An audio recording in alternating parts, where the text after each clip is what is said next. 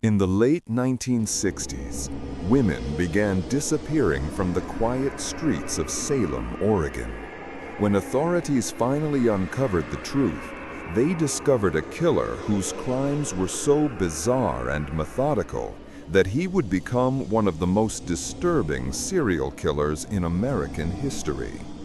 This is the story of Jerry Brudos, the shoe fetish slayer. Jerry Brudos was born in 1939 in Webster, South Dakota. From the beginning, his relationship with his mother was toxic. She made no secret that she'd wanted a daughter, not another son, and she treated Jerry with cold contempt throughout his childhood.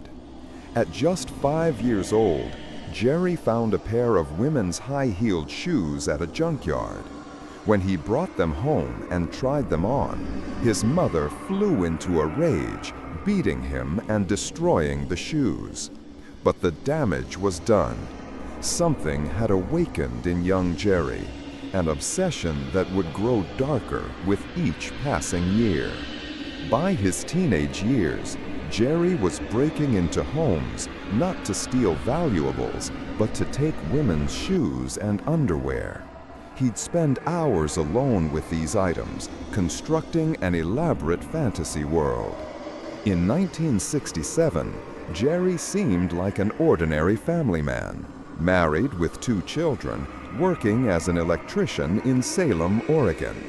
But beneath the surface, his obsessions had evolved into something far more sinister. He built a workshop in his garage and forbade his wife from ever entering. What she didn't know was that this space had become a chamber of horrors, where Jerry kept his growing collection of women's shoes, underwear, and photographs. His fantasies were no longer enough. Jerry needed more.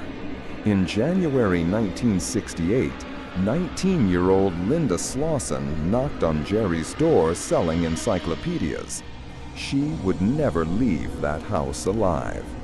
Jerry rendered her unconscious, took her to his garage workshop, and strangled her. But for Jerry, death wasn't the end.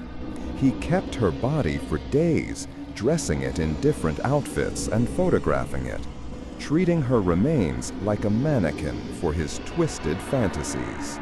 Over the next year, 3 more young women would fall victim to Jerry Brudos: Jan Whitney, Karen Sprinker, and Linda Sale. Each crime followed a horrifying pattern: abduction, murder, and then the grotesque ritual of photographing his victims, wearing various shoes and undergarments in his garage. Jerry kept trophies from each victim: shoes, photographs, and, disturbingly, body parts that he preserved. His garage became a macabre museum of his crimes. Jerry's reign of terror ended in May 1969, when a fisherman discovered a body in the Long Tom River. The victim was weighed down, but had surfaced, and she was wearing nothing but a bra. This unusual detail caught investigators' attention. When another body was discovered, police realized they had a serial killer operating in their community. Through meticulous detective work, they traced a suspicious car seen near one victim's abduction site. That car belonged to Jerry Brudos. When police searched his garage, they found his collection of horrors: photographs of his victims, their shoes, and items of clothing. The evidence was overwhelming. Jerry initially tried to claim his wife was involved, but investigators quickly determined she'd been deliberately isolated from his crimes. Jerry Brudos was convicted of 3 murders in 1969 and sentenced to 3 consecutive life sentences. He never showed genuine remorse, instead speaking about his crimes in cold, clinical terms, as if discussing a hobby. He spent the rest of his life in Oregon State Penitentiary, where he died in 2006 at age 67. Even in prison, he remained unrepentant, granting interviews where he'd discuss his crimes with disturbing detachment. The case of Jerry Brudos marked an important moment in criminal psychology. His crimes demonstrated the dangerous progression from fetishistic behavior to violent predation. FBI profilers studied his case extensively, helping them understand how seemingly ordinary individuals can harbor such dark compulsions.